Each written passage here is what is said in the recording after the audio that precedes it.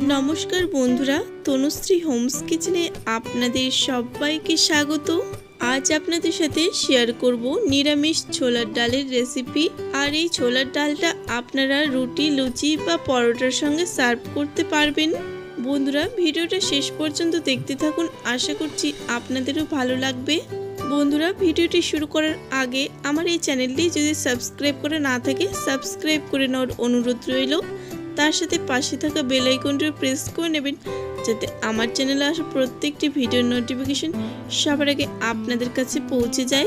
एबार छोलार डाल रान्ना करार जोन्नो आमी एखाने 200 ग्राम छोलार डाल आगे थेके भिजिए रेखेछिलाम।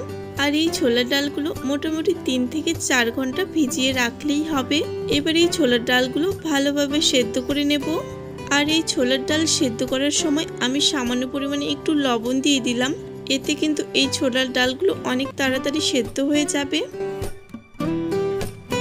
এখানে আমি ছোলার ডালগুলো সেদ্ধ করে তারপর একটা বাটিতে তুলে নিয়েছি। আর দেখুন বন্ধুরা, এখানে কিন্তু ছোলার ডালগুলো আমি ভালোভাবে সেদ্ধ করে নিয়েছি, অথচ এই ছোলার ডালগুলো গোটা গোটা রয়েছে। কিন্তু হাতের মধ্যে নিয়ে সামান্য একটু চাপ দিলেই দেখুন খুব সুন্দরভাবে গলে যাচ্ছে।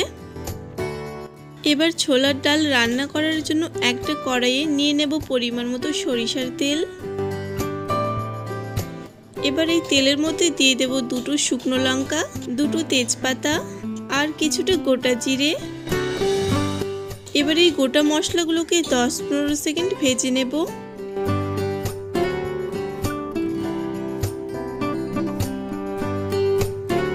গোটা মশলাগুলো ভেজে নিয়েছি। এবার এর মধ্যে দিয়ে দেব আগে থেকে কেটে রাখা আলু। আর আলুগুলোকে আমি এরকম ডুমু ডুমু করে কেটে নিয়েছি। আপনারা যদি এখানে আলু ব্যবহার করতে না চান তবে নাও ব্যবহার করতে পারেন। এবার এই আলুটাকে কিছুক্ষণ ভালোভাবে ভেজে নেব।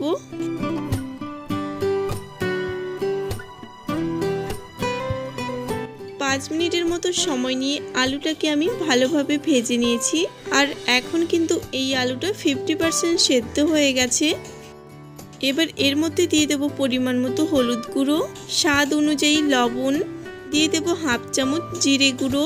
এবার এখানে দিয়ে দেব গ্রেট করে নেওয়া আদা আর দুটো কাঁচা লঙ্কা চিড়ে দিয়ে দেব। এবার এই মশলার সঙ্গে আলুটা ভালোভাবে নেড়েচেড়ে মিশিয়ে নেব। তারপর এই মশলাটাকে একটু কষিয়ে নিতে হবে।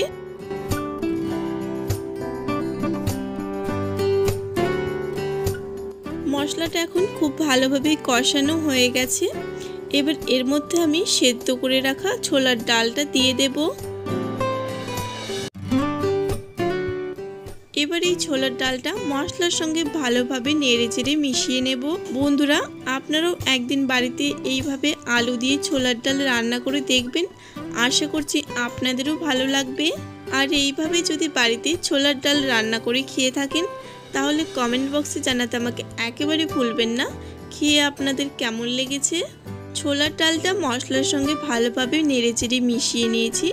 এবার এখানে আরও কিছুটা জল দিয়ে দেব। এবার সব কিছু আবারও ভালোভাবে নেড়েচেড়ে তারপর ঢাকা দিয়ে রেখে দেব 15 মিনিটের জন্য।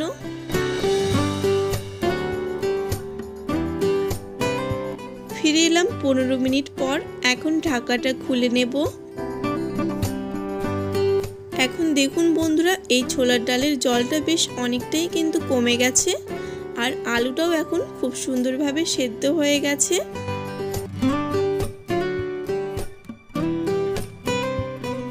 এবার এই ছোলার ডালের মধ্যে দিয়ে দেব পরিমাণ অনুযায়ী গরম মশলার গুঁড়ো।